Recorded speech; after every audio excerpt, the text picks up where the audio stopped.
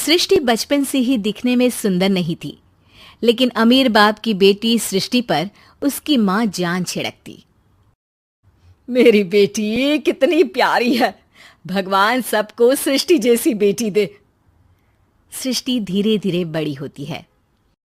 एक दिन सृष्टि की सहेली कहती है, तू दिखने में कितनी अजीब सी है, लेकिन मैं जानती हूँ हम सब में सबसे अच्छी शादी तो तेरी ही होगी। तेरे पापा अमीर जो हैं। और बता नहीं सकते यार, दहेज तो हर कोई देता है, ये क्या ज्यादा ले जाएगी अपने पति के लिए? अरे बड़े शहर में कोठी है इसके पापा की। अरे पापा की है ना, कौन सी इसकी है? इसकी होती तब तो कोई भी लड़का इससे शादी कर लेता। अरे पापा की मतलब पापा की है तो मेरी ही है ना? किसने कहा? अब तेरी तो तब होगी ना जब तेरा भाई ना हो। वैसे भी शादी के बाद सारी प्रॉपर्टी भाई के नाम होती है। सृष्टि समझ जाती है कि उसे किसी भी हालत में माँ बाप की सारी प्रॉपर्टी को अपने नाम करना है, लेकिन कैसे? एक दिन सृष्टि का भाई शीनू कहता है, बहन क्या कर रही है? तुझसे एक बात करनी है। अरे हाँ हाँ करना, मैं तो तेरी बहन हूँ। बहन मेरी लाइफ में ना एक लड़की है, बहुत अच्छी है। मैं सोच रहा हूँ माँ और पापा से बात करूँ शादी के लिए। सृष्टि को समझ में आ जाता है कि भाई की शादी होते ही भाभी उसे एक दिन भी घर में बर्दाश्त नहीं करेगी।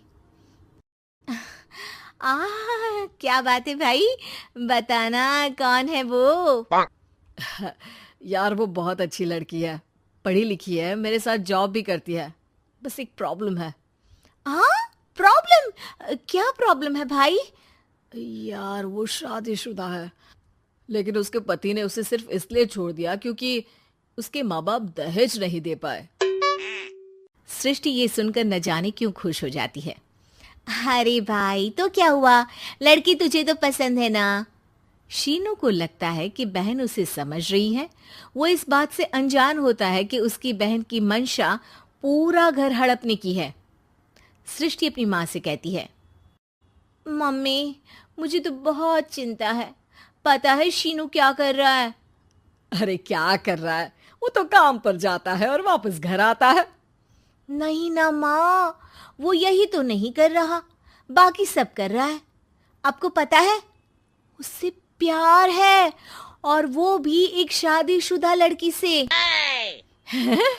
ये क्या हो गया? मैं सोसाइटी में क्या मुंह दिखाऊंगी? अरे तेरे पापा तो यही कहेंगे कि मैंने ही उसे बिगाड़ दिया है। माँ देखो, मेरी बात मानो, पापा पर भी विश्वास करने की जरूरत नहीं है। अब आप ही बताओ, पापा इतनी देर घर के बाहर रहते हैं क्यों? बोलो। अरे बेटा वो तो नौकरी करते हैं ना। तू बहुत भोली है माँ। पापा का ऑफिस तो 7 बजे खत्म हो जाता है, लेकिन देखो कितनी देर से आते हैं। अरे नहीं नहीं बेटा, ऐसी कोई बात नहीं है। सृष्टि माँ को एक औरत से बात करते पिता की फोटो दिखाती है। देखो माँ, कैसे हैं पापा? मैं ना कहती थी कि पापा सही नहीं है। मैं तेरे पापा से बात करूंगी, दे फोटो मुझे। ओ माँ, वो तो डिलीट हो गई। लेकिन चल, तूने तो देख लिया ना। पापा से बाद में बात कर लेना, और हाँ, मेरा नाम बिल्कुल मत लेना। हाँ माँ। अब क्या था, सृष्टि के माँ और पिता के बीच झगड़ा होना शुरू हो जाता है। सृष्टि के मन में क्या चल रहा था कोई नहीं जानता था। एक दिन, माँ सृष्टि के लिए एक लड़का देखा है, वो लोग शाम को उसे देखने आने वाले हैं। और हाँ माँ, एक खुशखबरी, मैं और पापा मिलकर एक नया बिजनेस ट्राई कर रहे हैं। शाम को लड़का आता है, सांवले रंग का। सृष्टि को तो बिल्कुल भी पसंद नहीं आता। लड़की की माँ कहती है, लड़की का चेहरा तो कोई खास नहीं, लेकिन अगर मेरे बेटे को आप लोग सेटल कर दें तो मैं उसकी शादी आपकी बेटी से करवा दूं। सृष्टि को लड़का बिल्कुल पसंद नहीं था। उसे भाई पर गुस्सा आ जाता है। लड़के वालों के जाने के बाद कहती है, माँ देखा, शीनू मेरे लिए कैसा लड़का लेकर आया। न दिखाने लायक न सुनने लायक, सेटल भी नहीं, वो भी हम करे। अरे माँ, मैं जानती हूँ ये मेरी शादी किसी भी घर में क्यों करवाना चाहता है। अरे कैसी बात कर रही है बहन? तूने तो देखा ना, लड़के को मैंने ही मना कर दिया तुझसे शादी के लिए। जिसने लड़का बताया था उसने उसकी बहुत तारीफ की थी। बात आई गई हो जाती है, लेकिन सृष्टि का मन शांत नहीं होता।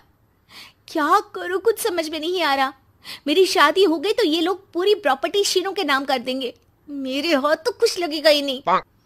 तभी सृष्टि को आइडिया आता है। वो किसी वकील को फोन करती है।